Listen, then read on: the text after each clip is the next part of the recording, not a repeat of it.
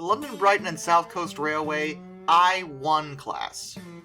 Now before anybody gets crazy, no, this is not a picture of an E2. Look at the wheels, it is different. Though admittedly the body does look a little bit similar to the E2s, but these are not E2s, these are I-1s. They were 442 tank engines.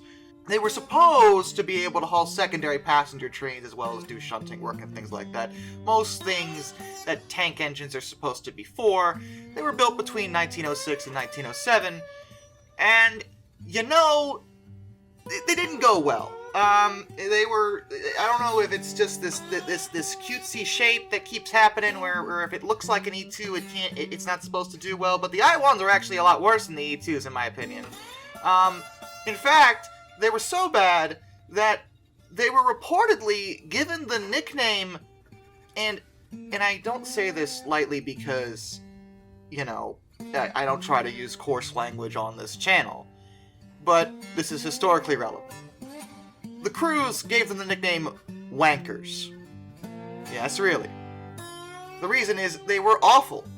They couldn't steam effectively. And, you know, when a tank engine can't do that, that calls into question some serious concern, because tank engines are small, so they shouldn't have an issue building up steam pressure. But for whatever reason, the I-1 just couldn't deal, and this is due to its boiler design. The boilers just weren't efficient at all, and required too much heat from the firebox in order to build up pressure. Now, to the I-1's credit, they were later rebuilt in the 30s, and they were redesignated I-1X's. Ooh, edgy. But they were much better in this form. Their boilers were switched out. They lasted until the 40s then. They were withdrawn by 1951. And none survived into preservation, in case you're wondering, because, you know, I mean, they got better. That's why they're low on the list. They were awful, but they got better when they became something slightly different. But, you know, whatever. It still counts. Don't yell at me. The Erie L1 class. Ooh, I'm excited. I get to talk about camelbacks now, because you're probably looking at this and you're saying, what the heck is that? Okay, backstory. Camelbacks are a specific type of steam locomotive that is sometimes confused with camel locomotives.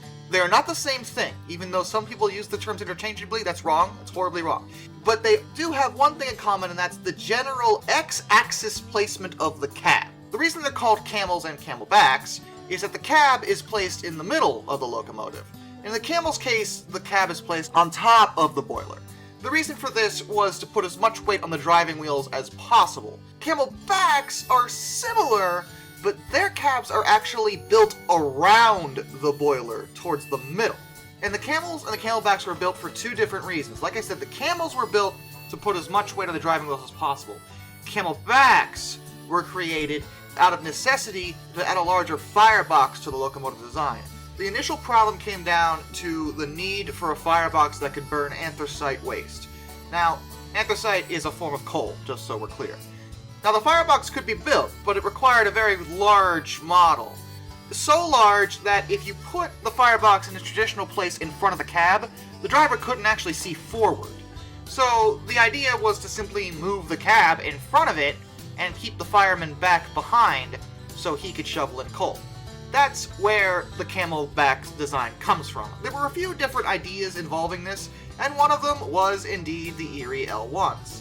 Now the Erie L1s are an insane 0880 steam locomotive. They were the only articulated camelback locomotives ever built, and when they were built in 1907, they were literally the largest steam locomotives in the world at that time. Now, the camelbacks in general have some issues, and so do the camels actually, and it's mainly down to safety concerns. For one thing, the placement of the cab here puts it in spitting distance of the side rods. Crews were worried that if the side rods snapped at any point due to a mechanical failure, they would get, well, impaled. Which does happen. Not the impaling part, the side rod snapping part. But normally they're in position behind the locomotive that this wouldn't be a concern. But with camelbacks, that was something that was possible. The bigger issue was the location of the crew members. As you know, the basic steam engine will have at least two crew members, the engineer and the fireman. In a traditional steam locomotive, they would occupy the same place. But on a camelback, that can't be done because the firebox is behind the cab. The fireman would be behind between the engine and the tender, taking care of the firebox, while the engineer would be, doing his job in the cab. But this meant that the crew couldn't communicate effectively. There were no radios back then, and steam engines are pretty loud when they're going. So, in a situation where there was an emergency, the crew wouldn't be able to tell each other what was going on. It didn't help that the poor firemen, with a lot of the Camelback designs, were exposed to the elements. There wasn't really much in the way of shelter back there. So, if it was raining, the fireman was just out of luck and just had to deal with it, where the engineer was mostly comfortable. By the way, for this reason, this design never really took off in terms of Camelbacks in general. As for the L1 specifically, the reason they didn't take off is that they were just, well, this is weird. They were too powerful.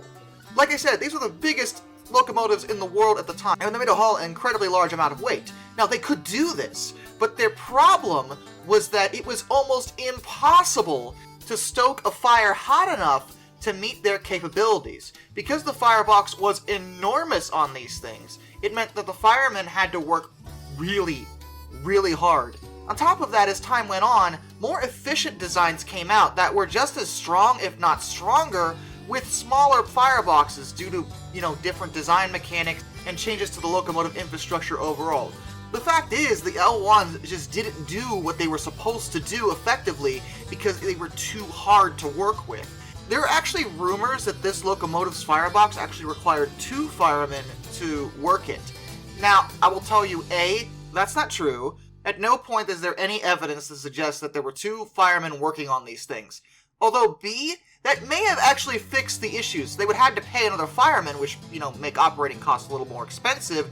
But if there were 2, maybe they could have gotten away with this locomotive's insatiable hunger for constant, unspeakable heat. But the fact was, they just didn't function the way they had hoped they would. They weren't efficient at all. No matter how powerful they could be, the amount of effort that it took to get them to work just didn't mean anything.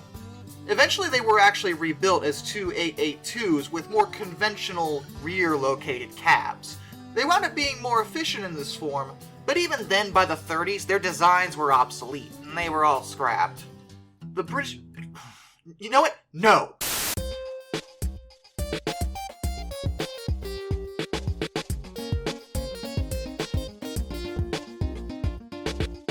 The British Rail Class 43, also known as the Warship Class. I want it on record that I would seriously rather gargle battery acid than talk about British Rail for one more waking moment of my life. So what's wrong this time? History in the Dark, please tell us! Tell us now! Please, we have to know! We have to know how they messed up. It's so important to our daily lives. Fine, you want to know? These were... Well, okay. Class 43 was part of the modernization plan that was meant to replace all the steam engines in one sweeping motion, where they would create a bunch of diesels that would do all the jobs the steam engines used to do. It's going to be perfect and happy, and nothing, went right. They were diesel hydraulic, which is already a questionable decision, as people have pointed out that they were way, way too high on maintenance, but that is really not the problem with the Class 43. Now you're probably wondering, why are they called warships? Well, it's actually quite simple. In the UK, most trains are given actual names, and in this case, this class was named after warships within the British Royal Navy. Also, I'm going to go out on a limb here and say that I think the Royal Navy deserves better than to be associated with these glorified pieces of scrap metal, but that's just me. Also, they shouldn't be confused with the Class 43 HSTs, because those are completely frickin' different, and I don't know why they're called the same thing, but, yeah, they're not the same thing. Those are actually good, for one. Now, the real question is, what specifically is wrong with the warships? Okay, so Class 43's biggest issue was down to how they were built. They are extremely similar in design to the Class 42 warships, which are almost exactly the same in many regards. Now, you may be wondering, well, what's wrong with the 43s if they're so similar to the 42s? Well, the 42s were built by Swindon Works, and the 43s were built by North British Locomotive Company, NBL. Now, when they were going over the designs for the diesel locomotives overall, Swindon decided not to cut corners, basically, with the overall positioning of things, as well as the materials they were using for the parts that they were putting into it. NBL did cut corners. They used mild steel for the exhaust manifolds, which was prone to fracture, so that was good. Their piston ring life expectancy was severely decreased. Oh, and they also screwed up their math when they converted from metric to imperial. And it meant that a lot of the measurements for basically everything in the locomotive were slightly off by, like, decimal points. And I know that doesn't sound like a big deal, but as any mechanical engineer can tell you, no, that's a huge deal. You cannot just no, that's not okay. So basically the end result is that the Class 43 warships were terrible. Bizarrely, were actually used a lot by British Rail despite their unreliability. And it was probably because that when they were working, they were capable of hauling long-distance passenger trains really well when they were working, which was rare. But when they were, they could do it. But they were all withdrawn by the early 70s and replaced with other things that were, in theory, better, but it's British Rail, so who knows. And none of these survived into preservation. The Great Western Railway 111, also called the Great Bear. What a grand-looking steam locomotive, and I honestly hate that I have to put it on the list, because I mentioned it in the last video, and, you gotta give it this. Out of everything we talked about so far, the Great Bear looks phenomenal. I mean, that is a gorgeous-looking steam train. But was it good?